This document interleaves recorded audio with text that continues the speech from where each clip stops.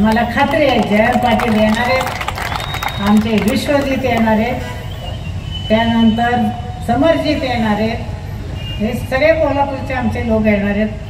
फक्त मला मुश्रीफला पाडायचे, पण त्यासाठी आणणार नाही. दुसरी गोष्ट ही BJPची विषवल्ली आहे, लक्षात घ्या. अत्यंत नालायक लोक आहेत. ही विषवल्ली मुळापासून उपटली पाहिजे.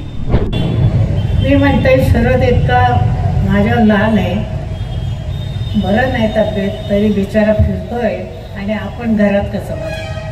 म्हणून आम्ही काय करतो, माझ्या ते ताकद नाही, पण मी कोल्हापूरला फिरते.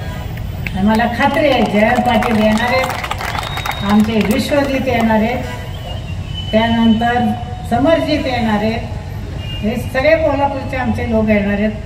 फक्त मला मुश्रीफला पाडायचे, पण त्यासाठी आमचे प्रयत्न चालू आहेत. सध्या महाराष्ट्र हा अंधारात जात पडते.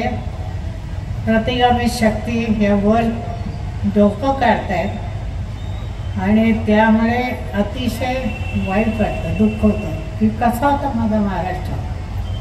परवा मी सरोदेंचं भाषण ऐकलं, नाही ज्ञानेश महाराजांचं, की कसा झाला महाराष्ट्र, काय होता महाराष्ट्र आणि कसा झाला. म्हणजे रात्र झोपले नाही, अस्वस्थ झाले. आणि म्हणजे म्हटलं आमच्या पिढीला आमच्या आईवडिलांनी किती सुंदर विचार दिले, किती सुंदर आदर्श ठेवला आमच्या पुढं, आणि आम्ही आमच्या मुलांपुढं हा पुरोगामी विचार ठेवू शकत नाही.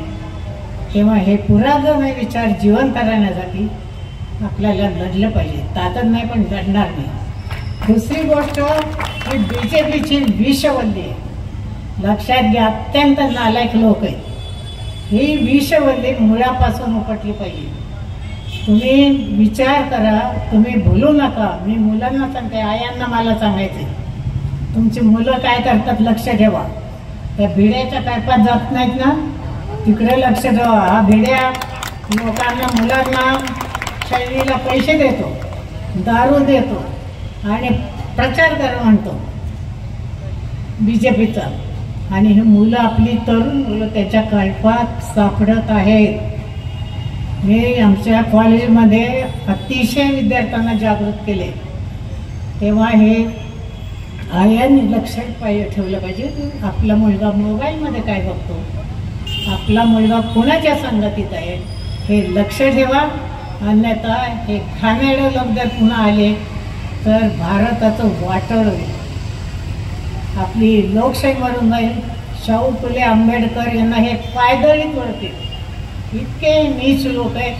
तेव्हा कृपया तुम्ही BJP सोडून कुणालाही मत द्या. आता ही चिन्ह माझी काही पाठ नाही. दुसरी गोष्ट की असीम आणि ज्ञानेश महाराव, निरंजन टकले, निखिल वागळे देशभर फिरत आहेत. आणि परवा आमच्या कोल्हापूरला आलो, मी म्हणलं असीम कृपया बारामतीला चला, तुम्ही बारामतीला जागं करूया आपण. तर ते बिचारे माझ्यासाठी, शरद पवारांसाठी इथं आलेले, त्यांचे मी आभार मानते. हे अंधारातली प्रकाश किरणं आहेत, हे आशेची किरणं आहेत. आणि त्यामुळे मला तर वाटतं त्यांचं संरक्षण करावं, त्यांनी बॉडीगार्ड ठेवावे. कारण हे इतके दुष्ट लोक आहेत. दाभोळकरांचा वध करायला घाबरलेले आहेत, पानसरेंचा वध करायला घाबरलेले आहेत, गांधीजींचा वध करायला घाबरलेले आहेत. आणि त्यांना ह्या अशा विचाराची माणसं चालत नाही. आणि त्यामुळे तुम्ही कृपया संरक्षण घ्यावं असं मला वाटतं.